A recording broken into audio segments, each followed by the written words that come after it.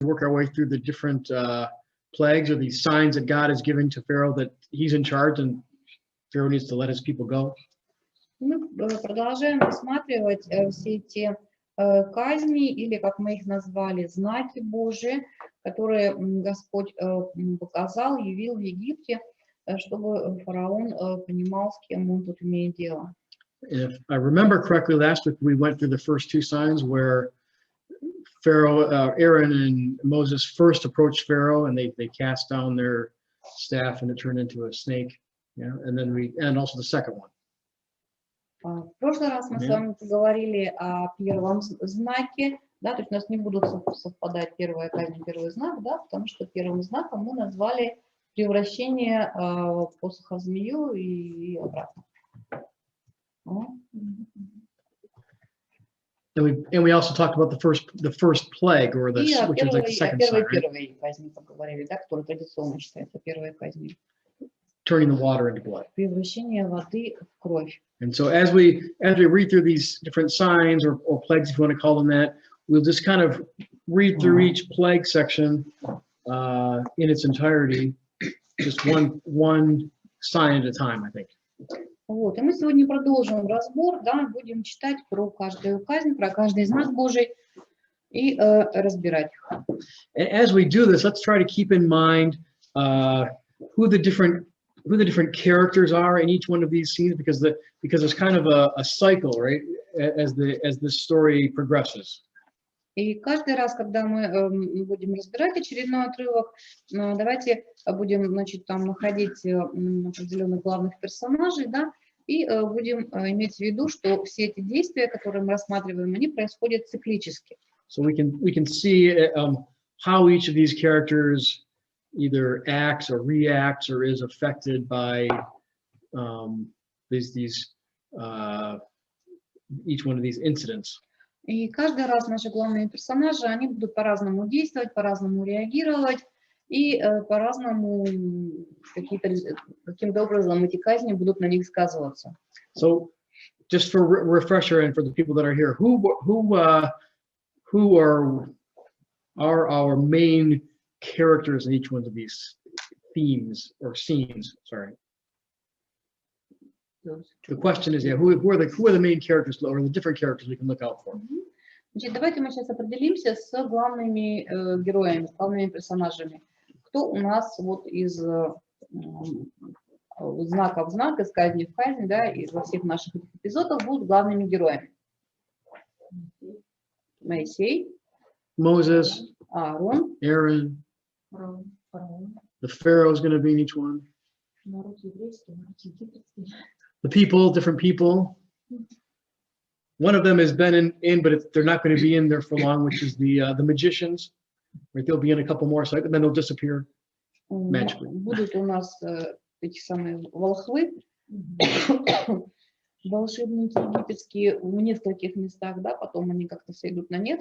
So want to keep in mind who these different characters are and how they act or react in the different plague situations that come up. И тут мы постараемся рассмотреть действия всех наших персонажей в каждой из этих казней. And let's not forget our main character. И самого главного персонажа давайте не забудем. God. Yes, God. God is the main. He's the main player through all this, right? So let's take a minute then, and let's go ahead and just read through. We talked about the first plague last week. Let's go ahead and read through. Well, maybe we should read through it and just read through the second one too, because I think it's just half the chapter. Why don't we read chapter 7, verse 14 through chapter 8, verse 15. That'll be two plagues, but we'll briefly cover one and then more in depth on the other one. 7:14. Through 8:15. Да, конечно, Бог будет главным персонажем во всей этой истории. Давайте мы сейчас с вами прочитаем с 7 главы 14 стиха по 8 главу 15 стих. Сказал Господь Моисею: упорно сердце фараоново, он не хочет отпускать народ, пойти к фараону завтра. Вот он выйдет к воде, ты встань на пути его, на берегу реки, и жезл, который превращался в змея, возьми в руку твою. И скажи ему: Господь, Бог евреев, послал меня сказать тебе: отпусти народ мой, чтобы он совершил мне служение в пустыне. Но вот ты доселе не послушался. Так говорит Господь: из всего узнаешь, что я, Господь, вот этим жезлом, который в руке моей. Я ударю по воде, которая в реке, и она превратится в кровь. И рыба в реке умрет, и реки восмердит, и река восмердит, и египтянам омерзительно будет пить воду из реки.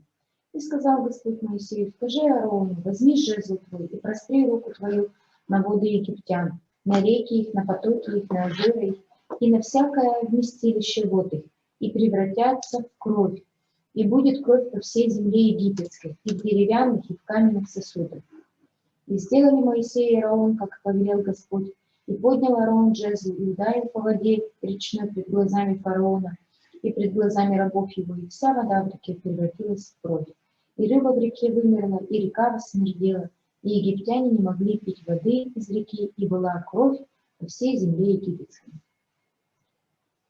22. И волхвы египетские чарами своими сделали тоже, и ожесточилось сердце фараона, и не послушал, как и говорил Господь. И обратился фараон, и пошел в дом свой, и сердце его не тронулось и сильно. И стали копать все египтяне около реки, чтобы найти воду для питья, потому что не могли пить воды из реки. И исполнилось 7 дней после того, как Господь поразил реку.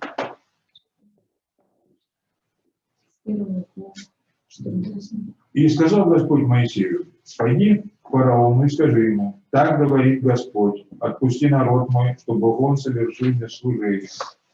Если же ты не согласишься отпустить, то вот я поражаю всю область твою жабами, и воскишит река жабами, и они выйдут и пойдут в дом твой, и в спальню твою, и на постель твою, и в дома рабов твоих, и народа твоего, и в печи твои, и в квашни твои, и на тебя, и на народ твой, и на всех рабов твоих взойдут жабы. И сказал Господь Моисею: скажи Аарону: простри руку твою жезлом твоим на реки, на потоки и на озера, и выведи жаб на землю египетскую. Аарон простер руку свою на воды египетские, и вышли жабы, и покрыли землю египетскую. Тоже сделали волхвы чарами своими, вывели жаб на землю египетскую. И призвал фараон Моисея и Аарона, и сказал: помолитесь Господу, чтобы он удалил жаб от меня и от народа моего, и я отпущу народ израильский принести жертву Господу. Моисей сказал фараону: назначь мне сам, когда помолиться за тебя, за рабов твоих и за народ твой, чтобы жабы исчезли у тебя в домах твоих и остались только в реке. Он сказал: завтра. Моисей отвечал: будет по слову твоему, дабы ты узнал, что нет никого, как Господь Бог наш. И удалятся жабы от тебя, от домов твоих, от рабов твоих и от твоего народа, только в реке они останутся. Моисей и Аарон вышли от фараона, и Моисей воззвал Господу о жабах, которые он навел на фараона. И сделал Господь по слову Моисея: жабы вымерли в домах, на дворах и на полях, и собрали их грубые, и восмердела земля. Thank you. So we see all of our main players in these two scenes here. Вот в этих двух сценах, которые мы только что прочитали, мы увидели всех наших главных персонажей. And one of the characteristics we'll need to keep an eye on with, for example, Pharaoh, is the condition of his heart and how he interacts with God and reacts to these plagues. И вот у такого персонажа, как фараон, мы видим, как подробно описываются, да, его взаимоотношения с Богом, его реакции на Божие действия, как движение сердца. We can also look kind of at Moses as kind of a mirror, or a kind of a foil or an opposite to Pharaoh, of how he acts out in faith. И мы видим Моисея как персонажа противоположного фараону, да, вот по своей структуре.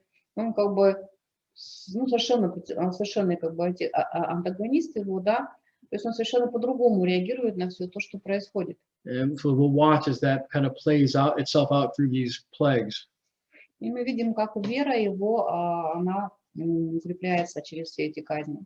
And then we'll see how God interacts and how God, one by one, establishes his dominance over all of the Egyptian gods. И мы видим, как действует Господь. Мы видим, как Он одного за другим побеждает египетских богов. To show how he has complete control over his creation. Мы видим, как Он показывает, что Он сам, только Он осуществляет контроль над всем своим творением. And he's in complete control, including control of Pharaoh and Pharaoh's reaction to everything. И в том числе Он, Бог, контролирует и реакции фараона. Because God has already told Moses in advance that Pharaoh's heart is going to be hard. So God knows what's going on. Бог уже заранее сказал Моисею, что сердце фараона будет ожесточено, то есть ему было известно, как фараон будет себя вести. Right. So in this first scene where Moses turns the water red or to blood, we see that the magicians are able to imitate that in some way, whether it's just a small imitation or not, we don't know. But it's enough for Pharaoh to have an excuse to say, this isn't really, a real miracle. В первой казни, когда была превращена вода в кровь, мы увидели, что местные волшебники, они повторили это чудо, да, то есть они неизвестно в каком масштабе, там, может, это была что-то небольшая такая имитация, да, но им удалось это повторить. And we talked last week about how really this plague turns out to be more of a nuisance to everyone than being a real danger. They just need to find a place to get water. И в прошлый раз мы говорили, что эта первая казнь, она не была как бы такой страшной и ужасной, особых неприятностей она людям не принесла, разве что какие-то в бытовом плане, что им пришлось искать воду. And probably other than, like for the Pharaoh, other than him not getting his morning trip to the Nile River, he probably didn't feel it at all because other people would have brought him his water. Вот, а уж фараон-то, скорее всего, совсем как бы не заметил, на него совсем никак это не сказалось, потому что он сам себе воду не добывал, для него и воду приносили другие люди. And so we'll see this progression then of the plagues getting more and more kind of severe as we move through them. Но дальше казни становятся все более жесткими. And the other question that came up last week was who was affected by each of these plagues, right? В прошлый раз мы еще затронули такой вопрос, на кого распространялись эти казни. And really there would be two viewpoints on this. И говорили о том, что да, существует две точки зрения на это. And strictly speaking, several of these plagues, they don't say that the Israelites were necessarily excluded from them. И, строго говоря, There's a couple of them that's not explicitly stated, yeah. В нескольких из указанных казней здесь в исходе, да, не говорится, специально не подчеркивается, что израильский народ от них не пострадал. The other side of that is that the argument that it's implied through this whole cycle that the Israelites are excluded. So even if it's not explicitly stated, it's kind of implied through the story, the way the story is told, that they are excluded.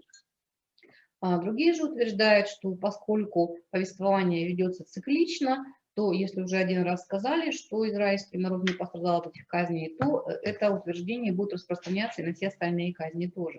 We'll see as when God starts to draw this distinction, it's at times when there wouldn't have naturally been any distinction between the Israelites and the Egyptians as far as the plague that happened, like when the flies come, right? Bugs don't tell the difference between people. Neither does hail. Like storms don't tell the difference between the Egyptians and Israelites. То есть, с одной стороны, такие бедствия, насланные на Египет, как такие мухи, мошки, град, да, они могли и не разбирать какой-то национальности. And so let's look to this second plague here, the frogs that are overrunning Egypt. Ну вот давайте мы посмотрим сейчас, что с этими жабами случилось, которые наводнили Египет. And so again, God talks to Moses and he tells him to go to Pharaoh, tells him to give him his demands, that he lets the people go, or and now here comes it. He says, do this, or I'm going to do this to you. Let my people go, or I'm going to plague your country with frogs. Мы видим, что Моисей отправляется, как ему полагается, да, отправляется к фараону и озвучивает ему послание от Бога, да, через Аарона, что ты должен пустить мой народ, иначе случится это и это. Now, some people have said that the second plague is kind of a natural result of the first plague. Некоторые комментаторы говорят, что вот эта вторая казнь, она как бы естественный результат первой казни. Right? The water turned red, the fish died, and because the fish died and they're rotting, all the frogs are leaving the poisoned water. То есть, если посмотреть на естественные причины, вода превратилась в кровь, рыба умерла, началось брожение, разложение в воде, да, и обитатели речные, они начали выползать наружу. То есть вот жабы, они были вынуждены покинуть воду. And actually, as you look at the plagues, and as I look at them, it kind of appeals to me that there's this really cool natural connection that this can cause this and can cause the next thing. To me, that's very interesting. И для меня вот лично, мне кажется, это очень интересно, да, что есть такая естественно-научная, скажем, естественно-научная связь между этими казнями. But it also this idea kind of minimizes God's role in what's going on here. Но если сильно этим увлечься, да, то можно минимизировать роль Бога во всем происходящем. Because if this was a natural occurrence and the frogs were leaving the water, there would just be a few frogs on the bank of the river, right? They wouldn't they wouldn't, as our text said, they wouldn't go out and cover all of Egypt everywhere.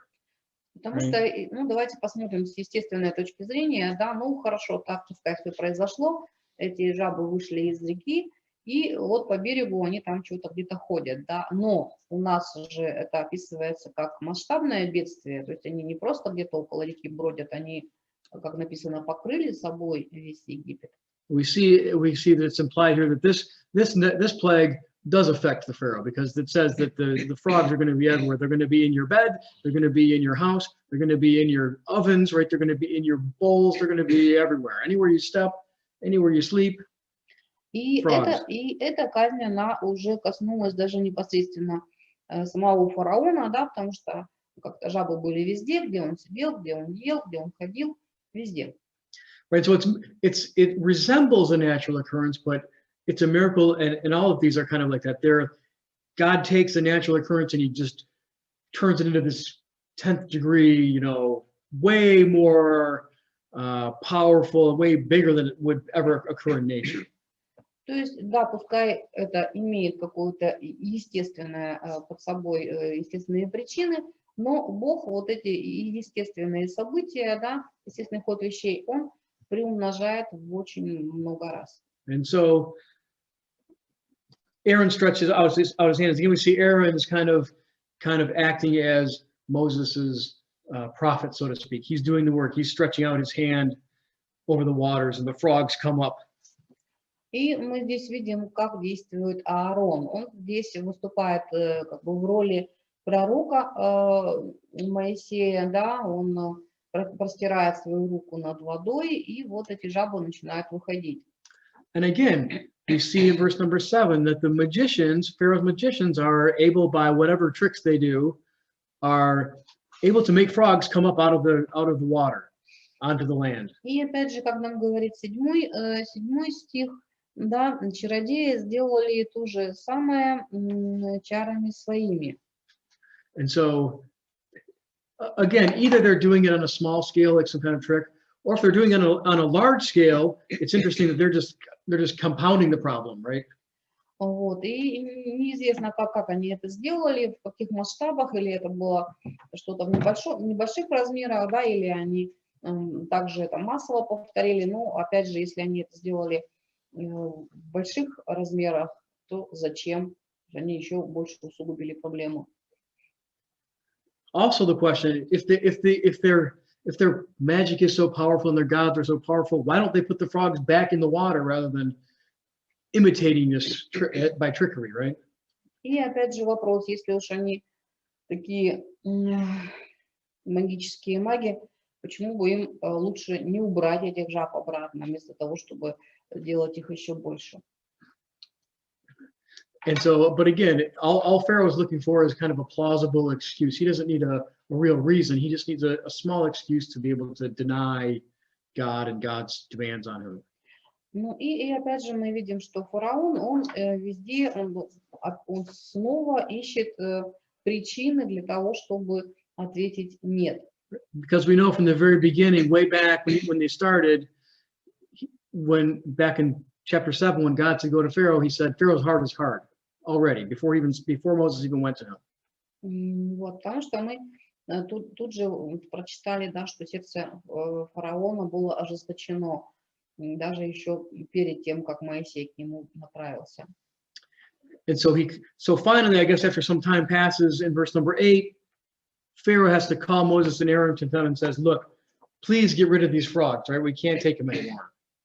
Ну, проходит время, фараон тоже пострадал от этих жаб, вот в 9 стихе, да, в 8-9 читаем, да, что фараон призывает Моисея и Аарона и просит, чтобы все-таки удалили от него жаб, и тогда он отпустит народ. And he even seems to kind of start to feel like he's going to give in a little bit, you know, please plead to them to take the frogs away, and I'll let the people go sacrifice to the Lord. И даже кажется, что он серьезно имеет в виду то, что говорит, да, то, что он тут так вот пространно все это объясняет, отпущу народ израильский принести жертву Господу. But really, he's kind of entering into a bargain with, trying to enter into a bargaining process with God, right? He doesn't say I'll give God what he wants. Pharaoh's going to give God what Pharaoh wants to give God, right? In hopes that God will stop the frogs.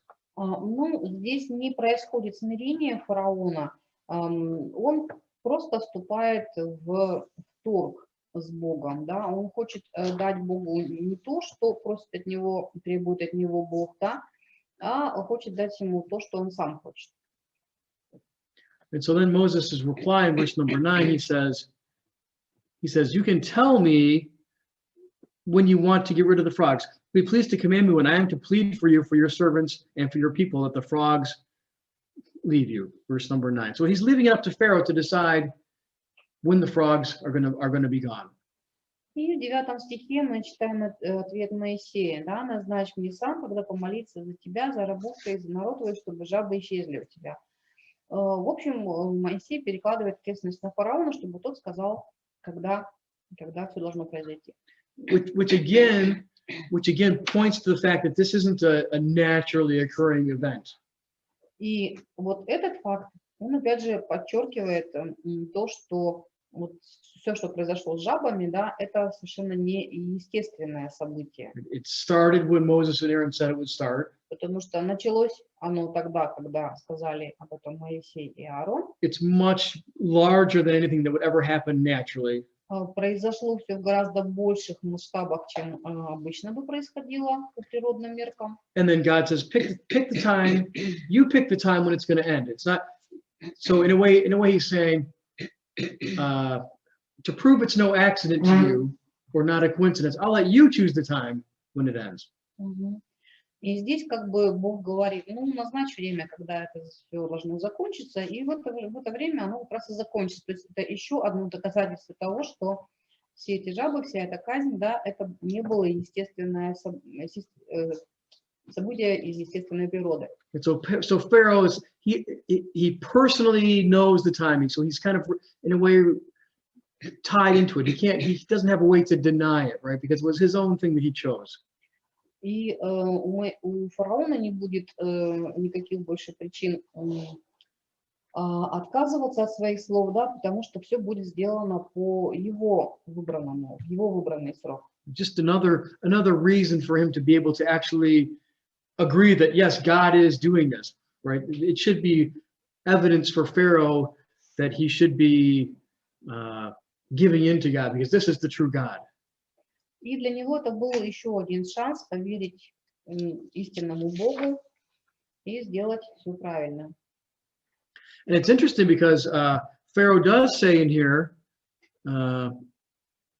Pharaoh does say, you know, please pray to God and have him remove the frogs from my people, right? Somewhere right around verse 11 or so, I think he says something like that.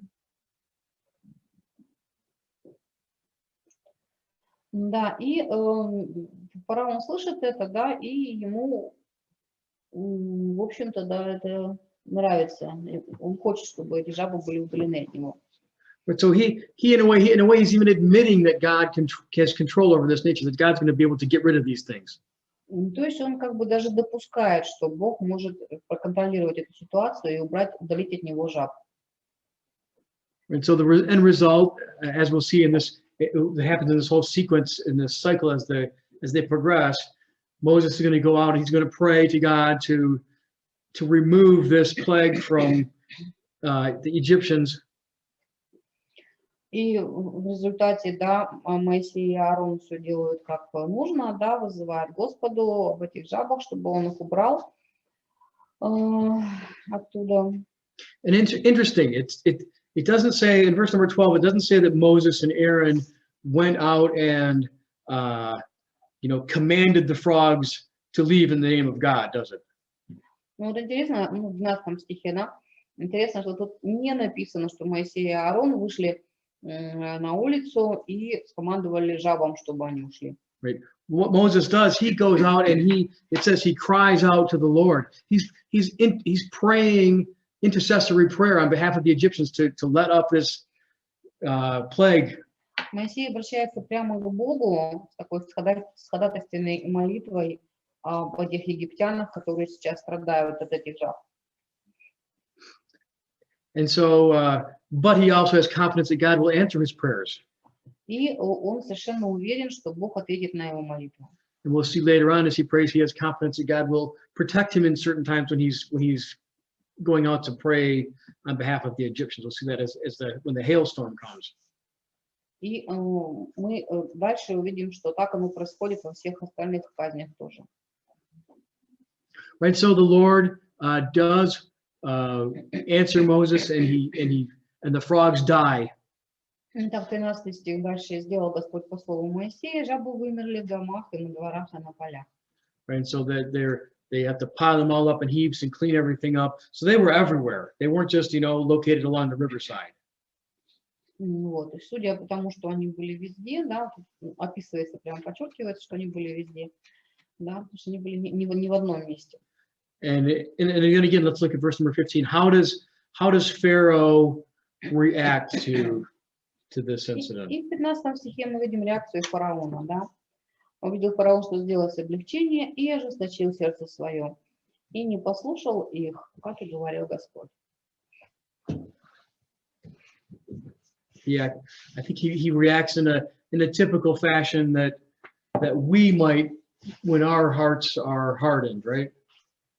When we act against God and then we wait to see if anything bad's going to happen to us and we say, "Ooh, no punishment, it's okay." And we just continue on doing what we're doing, right? И мне кажется, что здесь фараон действует таким же образом, как мы иногда действуем. Мы что-нибудь делаем, то, что точно будет неугодно Богу, потом ждем некоторое время, выжидаем, не последовало никакого Божьего наказания, значит, можно дальше продолжать. When the pain of our sin goes away, we go right back to our sin oftentimes. И когда боль от нашего греха ослабевает, мы возвращаемся к своему греху опять. That's exactly what Pharaoh does. As soon as the plague lets up, he stops. He rehardens his heart, and he got what he wanted. He's not going to do what the Lord says. И вот фараон поступает здесь так же, да, как только удалены эти жабы, как только наказание исчезло, он не собирается исправляться, не собирается выполнять свое слово.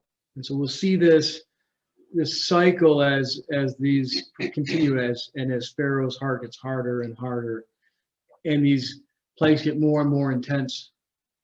И мы видим, что все это повторяется циклами, да, сердце фараона все время ожесточается, казни становятся все сильнее, все ужаснее, а сердце фараона ожесточается еще больше. So let's go ahead and read through the next couple ones here. We have the first number 16. Let's read through the end of chapter 8, I guess. Так, теперь мы давайте с 16 стиха до конца главы дочитаем и посмотрим, сколько у нас будет времени разобрать это. До конца главы? Да.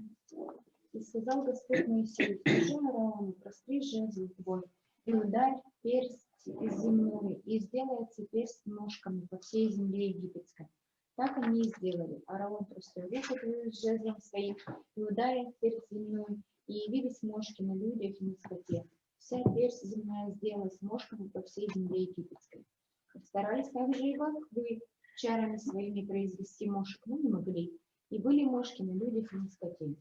И сказали волхвы фараону: это перст Божий. Но сердце фараона ожесточилось, и он не послушал их, как и говорил Господь.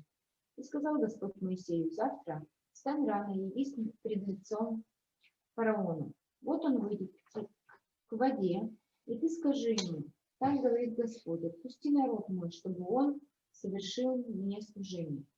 А если не отпустишь народ до моего, то вот я пошлю на тебя и на рабов твоих, и на народ твой, и в дома твоих весь их мох.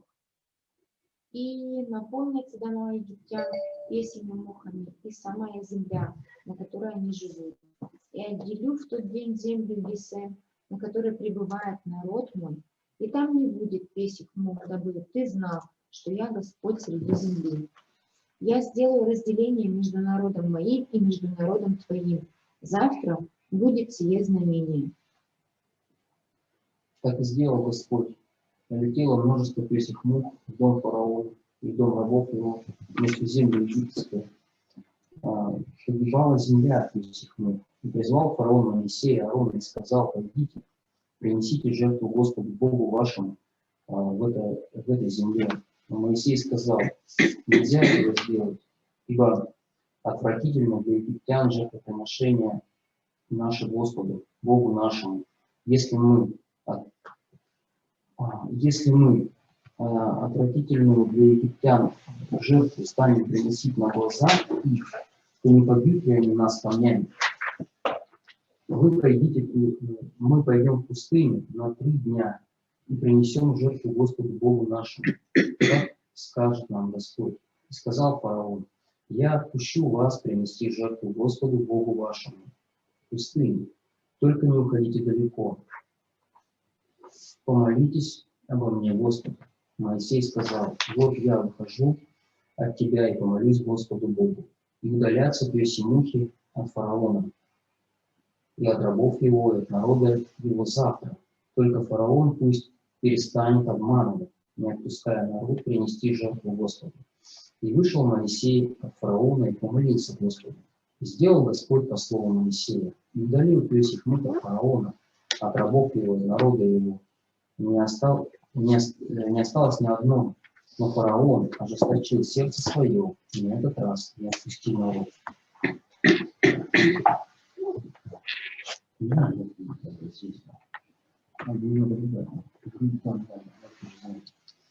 В современном переводе оводы. Оводы, не пищи, но еще оводы. Вот там такая противная То, что нам-то знакомы эти праздники. Мы сибирские. Не Египте. The third plague, gnats and flies. We had this plague at Camp Kovчег when I was there 1 year. Да. Both of them at once. Каждый раз, когда в лагерь Ковчег ездили, да, были у нас эти. I remember 1 year we were at camp, and the Americans were in our little cabin down at the end. Помню, было дело, вот американцы были тоже в лагере в Ковчеге, мы там жили в отдельной дачке. And like there were 5 kinds of flies that hatched at the same time. They were all different kinds. Mosquitoes, what from little this big to like this big. И там было, короче, 5 разных кусающихся кровососущих насекомых, от малюсеньких мошек. And we would go to the outside place to wash our hands. And one of us would have a towel and go like this, while everyone washed their hands, and then we would trade spots because the flies were so bad. И когда мы ходили на речку умываться, то одному приходилось, значит, стоять и обмахивать другого человека полотенцем, пока тот умывался, потому что они даже умываться не давали. It was terrible. But then, literally within one day, they all died. It was И not us, the flies. а потом был счастливый день, когда они все умерли. Не мы, а мошки. Помолился хорошо. Yeah. Все вымерли, исчезли. So I mean, these are annoying plagues that come upon these people. Да, то есть сейчас начинаются такие казни, которые, конечно, очень людям досаждают. In Michigan, we have what's called black fly season, and they're these little small biting flies, and they're terrible. В Америке у нас тоже есть такой определенный сезон, черные мухи, мы их называем, сезон черных мух, тоже ужасно кусаются, противные. And it feels like somebody's putting out like a match on your skin, and it hurts. Мяч. Match like a спичка, like a. Вот, кусаются прям больно, как будто спичкой в тебя тыкают. So this must have been probably a miserable experience for the people, I imagine. То есть вот эта казнь, она, скорее всего, очень была неприятная для людей. And so as we see this idea of the gnats in verses 16 really through verse number 18 is a real short, sweet story of the third plague.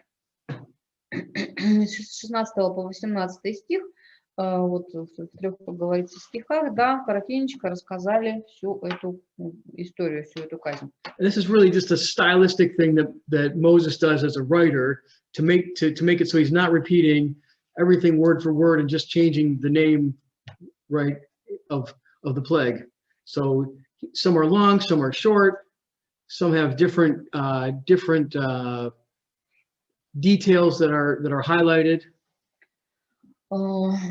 Моисей, вот он использует разные стилистические приемы, да, чтобы рассказать о разных казнях. Ну, вот здесь он быстро, убористо в 3 стихах, да, в каких-то других местах будет у него немножко более детально описано.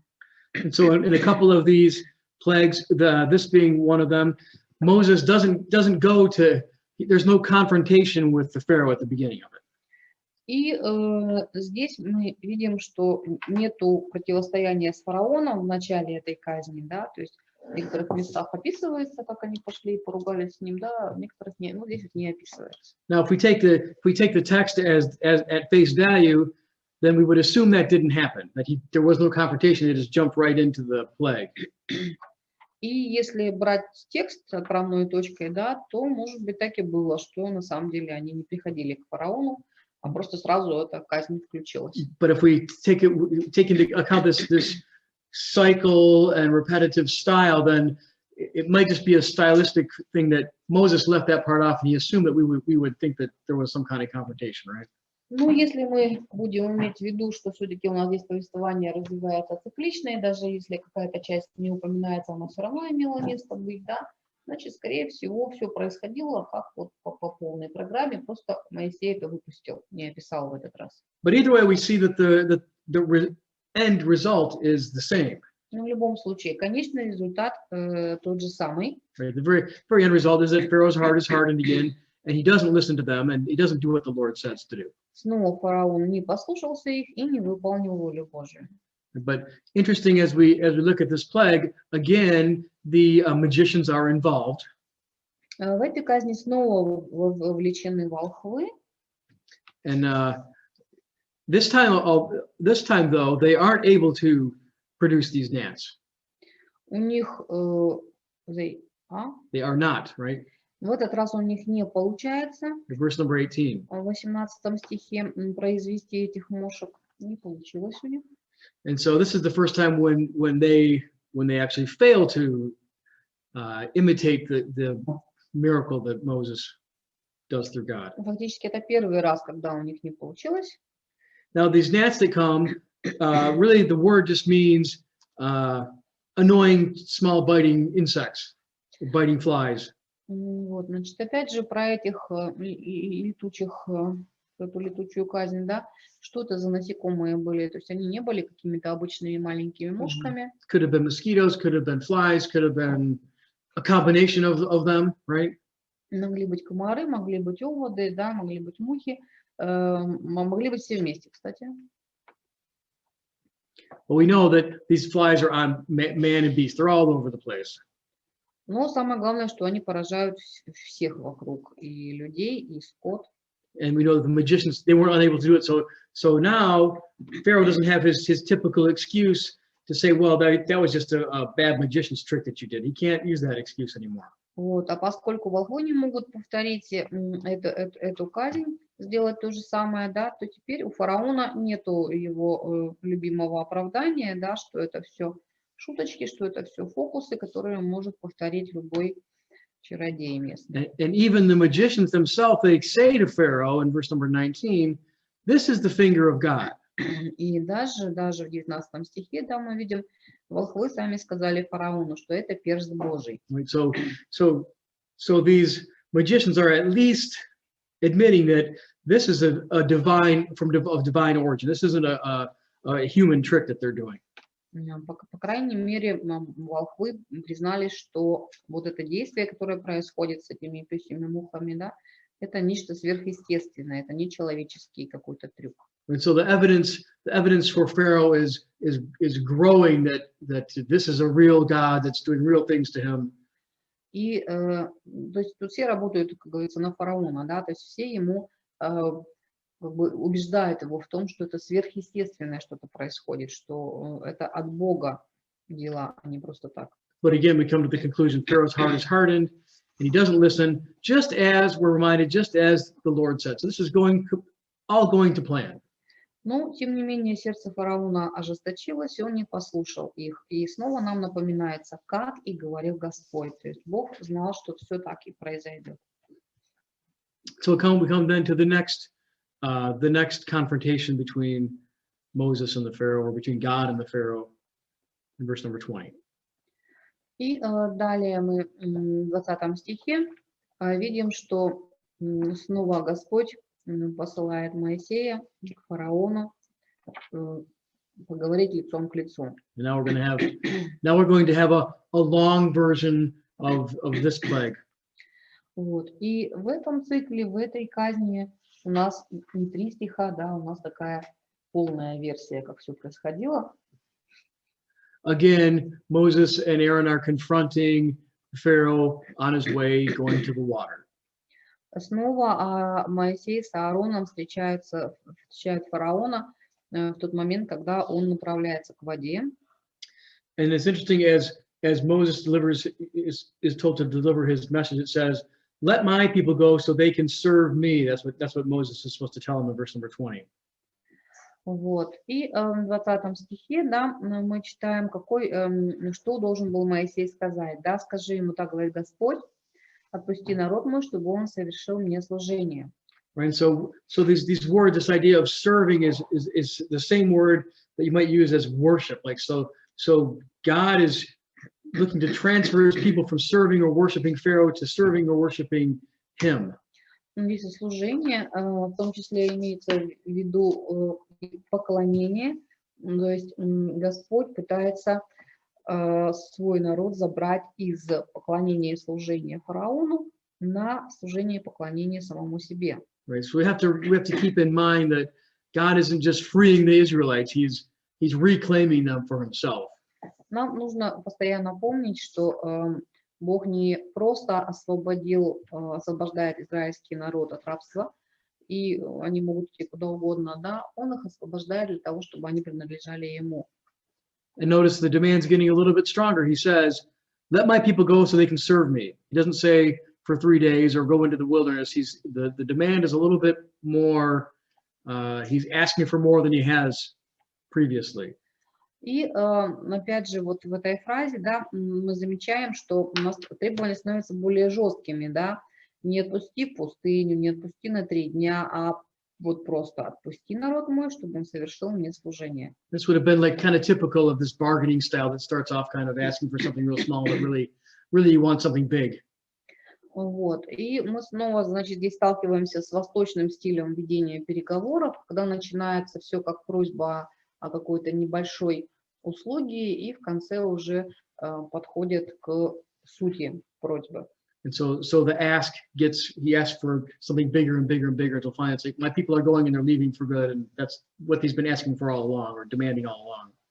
Вот, то есть, в конце концов, тут уже понятно, да, что Бог говорит о том, что его народ должен выйти и уйти навсегда. And so this talks about swarms of flies that are going to come.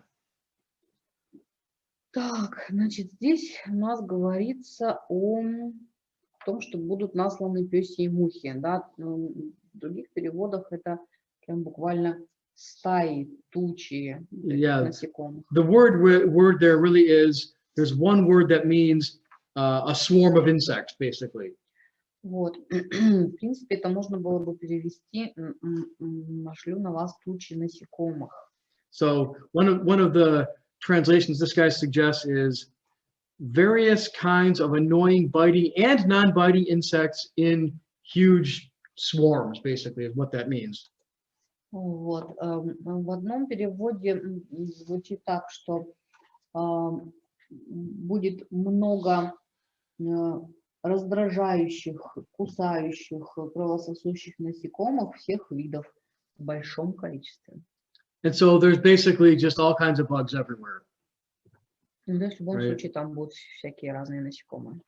In this we see great swarms of flies into the house of Pharaoh and into his servants' houses and all through Egypt. В 21 стихе мы читаем, да, то есть все вот эти насекомые, они будут посланы и на рабов, и на народ, и в дома твои, да, и наполнятся дома египтян. But here we see the important part of this one. On that day, I will set apart the land of Goshen where my people dwell so that no swarms of flies shall be there. Right? So you'll know that I am the Lord.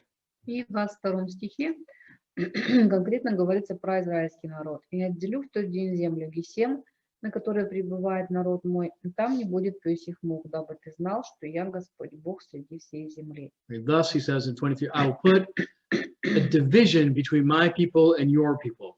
И далее. Таким образом, Бог показывал, что Он делает разделение между народом своим, да, и между народом фараона.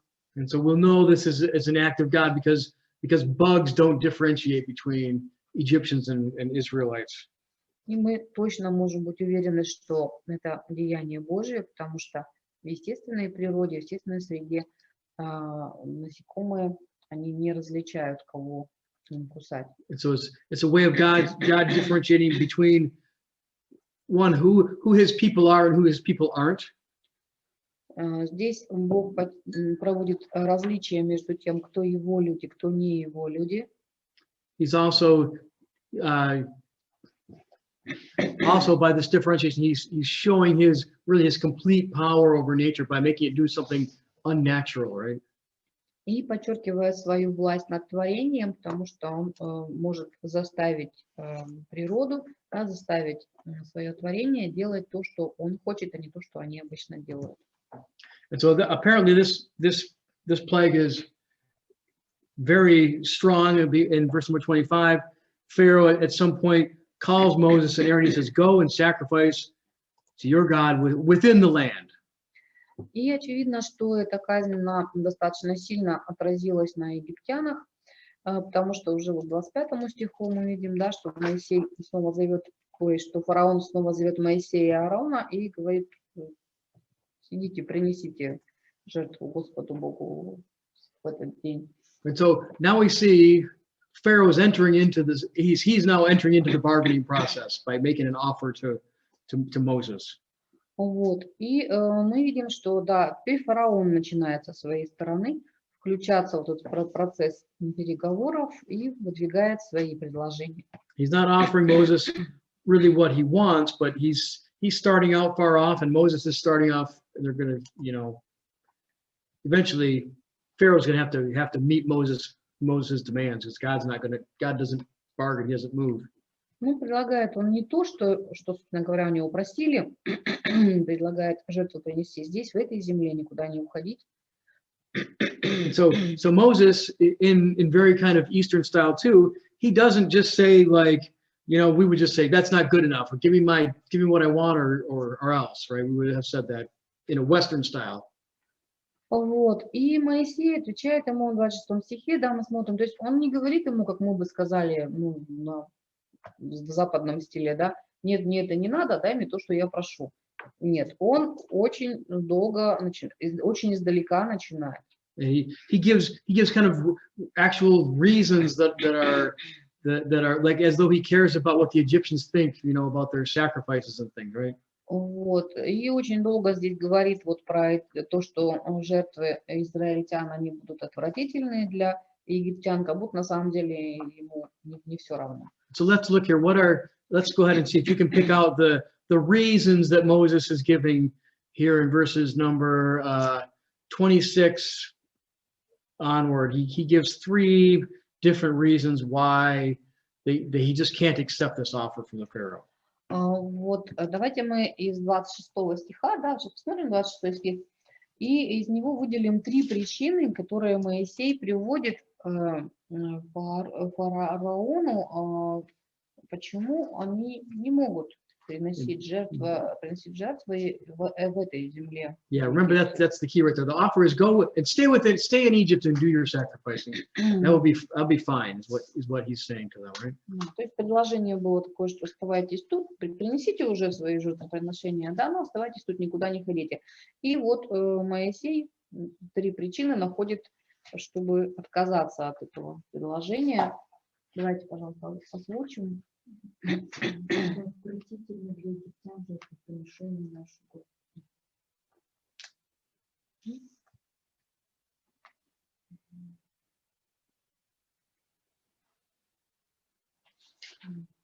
Побьют камнями.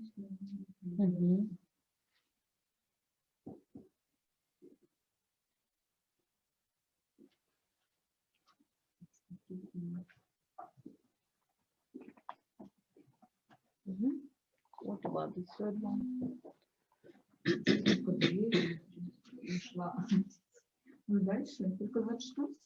So those are 2 easy ones, right? First of all, we don't want to offend the Egyptians. Да, то есть, значит, во-первых, не хотим оскорбить, не хотим обидеть египтян. Right. The second one, well, the Egyptians, they might get mad and stone us, right? И потом, да, они нас могут убить камнями, могут на нас разозлиться и побить камнями. And besides, verse number 27. То, как Бог сказал, типа, мы не должны нарушать Божье повеление. Yeah, so сказал, God told us to go out into the wilderness for 3 days, not to sacrifice here. So we have 3 reasons. They don't want to offend the Egyptians. They don't want to get attacked by the Egyptians. And besides, God told us, you know. У нас мы это, понимаешь, как бы вот вас обидеть не хотим, нас обидели, тоже не хотим, чтобы нас обидели, а потом на самом деле, No, so he works his way towards the real reason, right? То есть здесь Моисей так красиво по-восточному подходит к настоящей причине отказа. Instead of just saying like, no, give us, you know, that's not what God told you to do it. Да, мог бы просто сказать, нет, нам это не надо, Бог нам совсем другое сказал. And so that's not going to be good enough, right? Ну, в итоге так и получилось. And Pharaoh actually, in verse number 28, comes back even with a counteroffer. И в 28 стихе фараон выступает со встречным предложением, да, я отпущу вас принести жертву Господу Богу вашему в пустыне, только не уходите далеко. So now he says, you can go, just don't go as far as you're supposed to go or as far as you need to go. Just go a little ways. Пойдете, но недалеко. Right? He's keeping control. He's trying to do whatever he can to maintain control over the nation of Israel. То есть он все еще пытается показать, что он тут кто держит контроль над ситуацией. But this does tell us that Pharaoh, he really does understand what the Israelites are asking for. Even though they said 3 days journey, he knows what they really want. И опять же мы видим, что фараон, он понимает, чего на самом деле хотят израильтяне, там на 3 дня пути, не на 3 дня пути, он понимает, что они уходят. He knows that it's more than a 3-day trip into the wilderness. He just maybe doesn't understand the full extent, but he knows that's not really what they want. It's more than that. Вот. Он понимает, что они хотят, конечно, не на 3 дня пойти, а гораздо больше. And of course, so he begins with a lot less than he knows that they really want. And as he enters into this bargaining process, right? He gives them the lowest, and thinking they're going to meet him in the middle, but really they're going to move even further. He's going to have to eventually give in to them. Вот. И хотя вот этот вот процесс восточных торгов, он здесь продолжается, да, он, как говорится, самую низкую цену предлагает, и они там где-то идут друг другу навстречу, как будто бы где-то посерединке должны встретиться, но я думаю, что он понимает, что ему все равно придется уступить. And so it seems here in a way that Moses kind of agrees to him, says, okay, because he says, you know, go, he says, plead for me, like pray for me. And Moses says, behold, I'm going out from you, and I'll plead for you to the Lord that the swarms of flies may leave the people tomorrow. But he says, but don't go back on your word, right? Вот. И фараон говорит еще, помолитесь обо мне, и Моисей вроде как он соглашается, опять же, чисто по формулировке, да, выхожу от тебя, я помолюсь Господу Богу, все, он вроде согласился, да, удаляться пёсьи мухи от фараона и от рабов его, но затем, значит, Моисей говорит только фараон, пусть перестанет обманывать. And so Moses doesn't exactly probably know when this whole process is going to end and the people are going to be set free. He doesn't know exactly what's going to happen. Скорее всего, Моисей не знает, как все будет происходить во всех деталях, да, он не знает, конец ли это торгов, то есть все ли сложится так, как нужно, как хочется, вернее. He's working his way through this cycle of plagues, right? There's already been a number of them. Вот. Он просто идет, как уже, у него уже вот план, вот такие вот циклы, да, уже несколько раз так произошло, и он снова включается в этот план. And of course, Pharaoh goes and does exactly what Moses told him not to do. Don't cheat on us, right? Don't go back on your word again. Вот. И фараон, он снова поступает совершенно не так, как у него просит, да. То есть Моисей вот говорит только, чтобы фараон перестал обманывать, но фараон именно это и делает. And so now Pharaoh's created a situation where Moses can't really believe what he's saying, right? He can't trust him anymore. И сейчас ситуация складывается таким образом, что вот после этого Моисей уже не может доверять фараону, да. То есть пусть не обманывает, а он снова обманул. Все, доверие потерял. And so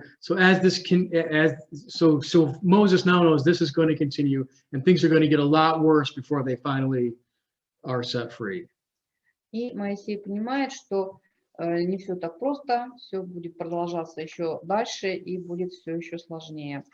And in the next plague, things are going to be taken to the next level of difficulty because actual death is involved in the plague that comes. И в следующих казнях, которые будут последуют дальше, будет уже совершенно другой уровень испытаний. Но мы с вами потом увидим, да, что там уже будет вовлечена смерть. And so the plagues continue to Казни становятся все более worse and worse. жесткими. Any questions, comments?